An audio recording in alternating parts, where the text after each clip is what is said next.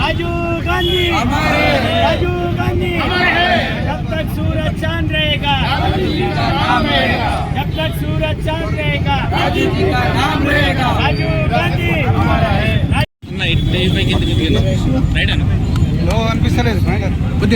భారతదేశ మొదటి ప్రధాని జవహర్లాల్ నెహ్రూ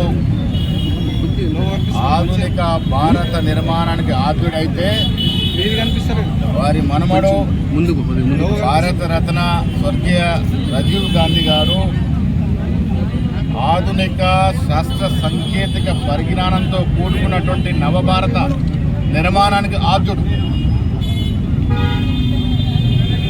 18 ఏళ్లకే ఓటు హక్కు కలిగించినటువంటి మహనీయుడు. ఈ దేశంలో యువతరం దేశ నిర్మాణంలో భాగస్వామ్యం కావాలని ఆనాడు 21 సంవత్సరం నుంచి 18 ఏళ్లకే ఓటు హక్కు కలిగిస్తే ఇవాళ బీజేపీ ప్రభుత్వం ఓట్లను కాలరాస్తూ ఉంది. శాస్త్ర సాంకేతికంగా 21వ శతాబ్దంలోకి విజయవంతంగా పోవాలనే కలలు కని అవి నెరవేరే సమయంలోనే వారు స్వర్గస్థులవ్వడం ఈ దేశ యువతరానికి పెద్ద నష్టం. వారు బ్రతుకునుంటే ఈ దేశం శాస్త్ర సాంకేతికంగా ఇంకా ముందు ఉండేది. ఇవాళ మనం వాడుతున్న సెల్ ఫోన్లు, కంప్యూటర్లు, ల్యాప్టాప్లు, శాటిలైట్లు అన్నీ కూడా వారు దూరదృష్టితో 85, 86 ప్రాంతంలో దాదాపు 30-31 సంవత్సరాల క్రితం, 40 సంవత్సరాల క్రితం దూరదృష్టి వారు ఈ దేశానికి శాస్త్ర సాంకేతిక పరిజ్ఞానాన్ని తీసుకొచ్చినారు. కాబట్టి ఇవాళ సుఖంగా, సంతోషంగా, అరచిత్ర ప్రపంచాన్ని చూడగలుగుతా ఉన్నాం. నెక్స్ట్ కల్మషుడు,